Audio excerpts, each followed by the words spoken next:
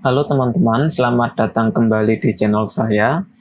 Di video sebelumnya kita sudah berhasil membuat project Laravel. Terus untuk di video kali ini kita akan belajar cara membuat API untuk koneksi antara web backend kita dengan aplikasi Android kita. Oke, langsung saja untuk langkah-langkahnya. Pertama, kita buka dulu project kita di IDE-nya sesuai IDE yang teman-teman gunakan. Di sini saya menggunakan Visual Studio Code. Pertama, kita buka dulu terminal. Nah, setelah itu kita akan membuat controller. Apa itu controller? Singkat ceritanya, sama seperti framework PHP lainnya, Laravel ini menggunakan arsitektur MVC. Apa itu MVC? MVC adalah model view controller, dan di sini controller berfungsi sebagai jembatan antara view dengan model. Biasanya controller ini digunakan untuk pengolahan data. Untuk membuatnya bagaimana? Kita tulis saja seperti biasa, PHP artisan make controller. Terus setelah itu kita spesifikasikan nama foldernya. Karena ini kita mau membuat API, kita buat aja API menandakan bahwa controller ini akan ditaruh di dalam folder API slash nama controllernya, misal user controller. Karena di sini kita akan membuat API login dan register, maka kita spesifikasikan ke user. Kita enter saja. Di sini tulisannya controller created successfully. Kalau kita buka di dalam folder apps, terus http controller, nah di sini ada folder baru namanya API dengan controller baru juga namanya user controller sesuai apa yang kita buat di sini. Oke, sudah. Setelah itu kita akan coba membuat fungsi public function kita kasih nama login. Di sini kita return saja, coba return misal isinya user controller login. Oke, ini adalah fungsi sederhana untuk controllernya. Setelah itu kita harus membuat root. Root itu untuk menspesifikasikan bahwa kita akan mengakses user controller terus fungsi login. Jadi pertama kita buka dulu root. Setelah itu pada folder api.php. Nah, untuk root ini kita komen saja karena belum butuh. Terus kita buat rootnya. Pertama ketik root. Setelah itu kita spesifikasikan metodenya, metode post. Setelah itu kita buat routingnya. Routingnya namanya apa? Misal login. Setelah itu kita panggil user controller kita. User controller. Kita tambahi add. Setelah add, di sini kita panggil fungsi yang mau kita panggil tadi. Misal kita tadi membuat fungsi login, jadi di sini kita masukkan login seperti ini. Oke, jangan lupa titik koma, kita save. Terus kita coba jalankan dulu Laravelnya. PHP artisan serve. Kita buka web browser. Di sini oke. Ini jangan post dulu, coba kita ganti get aja dulu. Kita save, setelah itu kita buka web browser. Kita masuk ke Laravel kita. Di sini kita bukan register lagi, tapi kita ganti linknya menjadi api/login. Kalau kita enter, maka akan muncul error. Apa ini? User controller does not exist. Kita lupa bahwa sebenarnya tadi kita masukkan user controller kita ini ke dalam folder API. Jadi kita di sini harus kasih tahu foldernya apa dulu, API //user. Oke, kita coba run ulang, kita refresh. Nah, di sini muncul return kita tadi, user controller login, seperti yang ada di controller kita.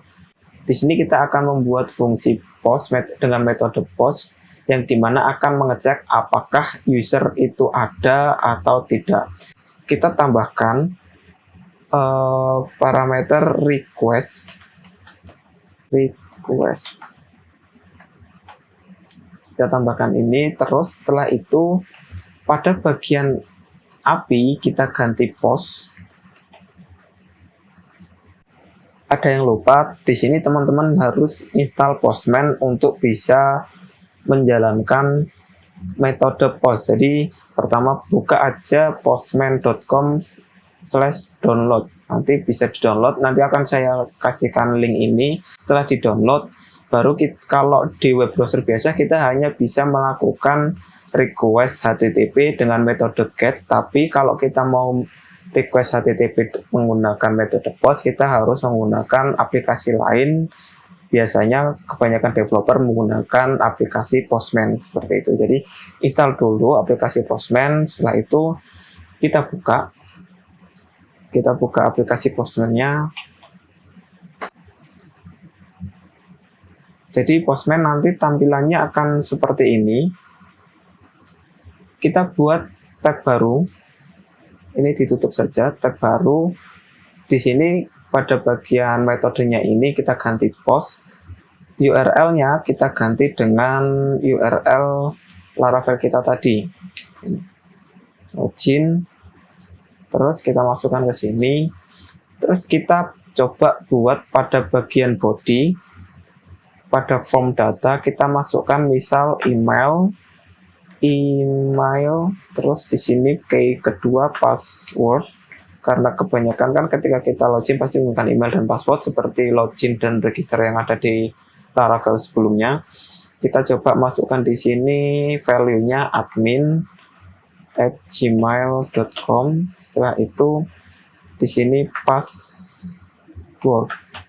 Kalau kita send, nah muncul lagi responnya user controller login.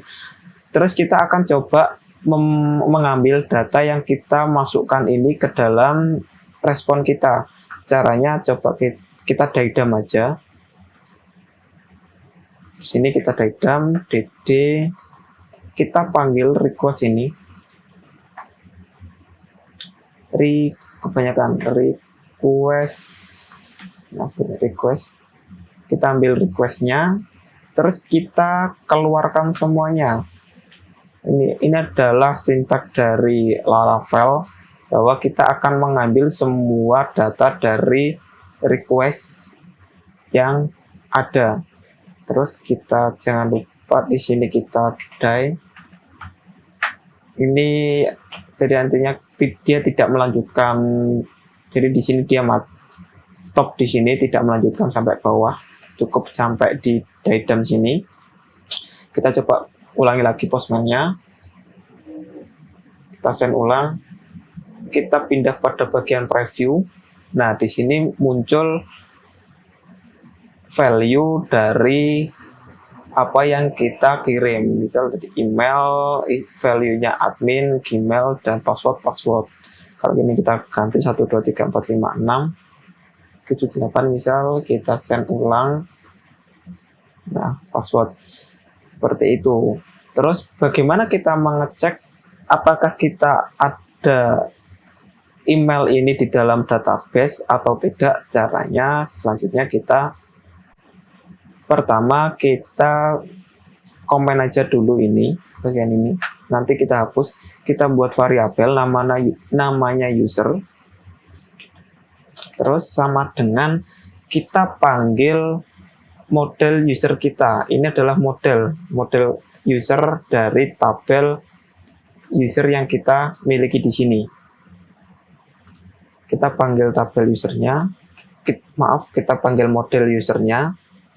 Terus kalau di PHP biasanya kita akan menggunakan sintak SQL seperti select, bintang, form, misal user dan sebagainya. Di sini kita tidak perlu melakukan itu. Ini sudah dibuatkan dari Laravel sendiri sintaknya. Jadi kita akan cek apakah ada usernya. Jadi where, seperti di SQL, where apakah ada di dalam email di dalam email kita cek sesuai request kita. Jadi kita ambil email ini key dari post kita tadi. Di sini kita ketik email, setelah itu false. Udah seperti ini saja. Coba kita returnnya kita ganti ini. Jadi bukan user control lagi, kita langsung return usernya. Bagaimana hasilnya? Kalau kita lihat, kita resend. Di sini ada error user not found. Ya, kita lupa di sini harus masukkan dulu usernya, use app /user seperti ini. Sudah, kita resend. Nah, kalau kita pilih pretty, terus ini jangan lupa pilih JSON, maka di sini akan muncul informasi dari user kita tadi. Kalau kita lihat pada bagian database pasti akan sama. Di sini admin, namanya admin, ID-nya 2, emailnya admin@gmail.com, create pada tanggal ini. Kalau kita lihat tadi, namanya admin, ID 2, emailnya admin, create pada tanggal sesuai yang ada di database, seperti itu. Terus ini kalau kita coba ganti adminnya menjadi 1. Nah, di sini kosong. Nah, di sinilah kita akan membuat validasinya. Jadi kita cek if jika user ini, kita masukkan aja user ini tidak kosong. Jika user ini tidak kosong, maka kita kembalikan nilainya, kita return nilainya menjadi user tadi. Tapi jika kosong, kita akan membuat respon. Responnya seperti ini. Response ini dari response, ini dari Laravel juga. Responnya berupa JSON. Isinya apa? Ini yang pasti array. Pertama kita buat variabel success. Nilainya jika ini kan berarti jika usernya gagal, tidak ada, berarti kan kita anggap saja suksesnya 0. Message-nya apa? Kita kembalikan message atau pesan, terserah. Message-nya user tidak ada. User tidak ditemukan. Atau email karena kita yang kita masukkan adalah email tidak ditemukan, seperti ini. Oke, coba kita run ulang, kita send ulang. Ketika emailnya tidak ada, nah suksesnya 0, email tidak ditemukan. Kalau tadi usernya ada, kita send, maka akan muncul informasi usernya. Tapi di sini kita harus konsisten. Jadi ketika pertama kalau tidak ada sukses 0 dan segala macam, ada message juga. Jadi ketika nanti usernya ada, kita juga buat message-nya misal 1, terus message-nya login berhasil, selamat datang dan sebagainya. Caranya kita copy aja ini, bagian ini. Kita copy, kita taruh di sini. Terus kita buat variabel lagi, namanya misal user. Isinya kita kembalikan user ini. Terus di sini kita ubah message-nya menjadi selamat datang. Di sini kita panggil saja, kita coba keluarkan nama user ini. Di sini variabel namanya, nama kayaknya name. Kita keluarkan user name. Nah, seperti ini untuk mengeluarkan namanya. Kalau kita coba lagi, kita send, maka suksesnya, suksesnya kita harus ubah, kita jadikan 1. Sukses 1 berarti sukses berhasil, ada data, message-nya selamat datang, terus ada informasi usernya. Kita send ulang, mau berubah, suksesnya jadi 1, message-nya menjadi selamat datang admin. Kalau ini kita coba rubah Tisto. Saya punya user lain kan namanya, email tisto@gmail.com. Nah, di sini selamat datang Tisto, nama Tisto, emailnya tisto@gmail.com, dan seterusnya. Oke, seperti itu. Terus karena di sini kan ada satu lagi password kan, di sini berarti kita membuat validasi lagi, satu lagi validasi. Jadi ketika user sudah ada, kita cek passwordnya. Jadi kita cek passwordnya. Kalau kita lihat di database, di sini kan sudah ke enkripsi kan dari Laravel sendiri ketika kita register sebelumnya terenkripsi seperti ini. Jadi untuk validasi passwordnya, di sini Laravel juga sudah membuatkan validasinya. Kita buat jika password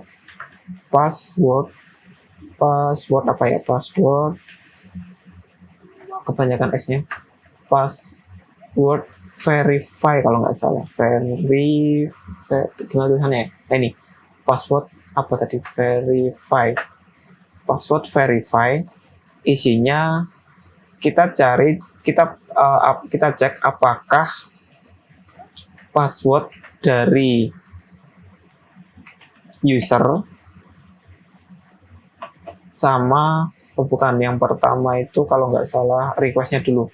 Kita cek request, kita ambil request passwordnya, kita cek apakah sama dengan yang ada di dalam user password, seperti ini. Kita cek jika sama, jika password yang dikirim sama dengan password yang ada di dalam tabel user, maka kita baru kembalikan respon ini. Tapi jika tidak ada, maka kita buat respon lain menandakan bahwa password salah. Password salah, seperti ini. Oke, kita save. Kita coba lagi. Karena kemarin saya nge-setnya itu passwordnya 1 sampai 8, kita cek berhasil. Kalau ini saya coba ganti passwordnya, saya tambahin 0, akan muncul password salah. Nah, ini untuk validasi, berarti ini API login kita sudah berhasil dari segi mencari apakah email tersebut ada dan apakah passwordnya sama atau tidak, seperti itu. Kita di sini akan saya sedikit perbaiki. Nah, ini kita turunkan aja. Jadi ini tuh karena di kemudian hari kemungkinan respon salah seperti ini akan sering terjadi. Di sini ada baris kode yang melakukan perulangan. Nah, ini tuh jelek, tidak baik. Jadi dan kemungkinan respon-respon gagal seperti ini akan sering kita gunakan, maka kita buat aja function untuk return error kita. Jadi kita buat fungsi baru, public function error, namanya error. Di dalamnya kita anggap saja pesannya, isi pesan. Terus kita return ini. Kita return, tapi untuk bagian message-nya kita ganti dengan pesan.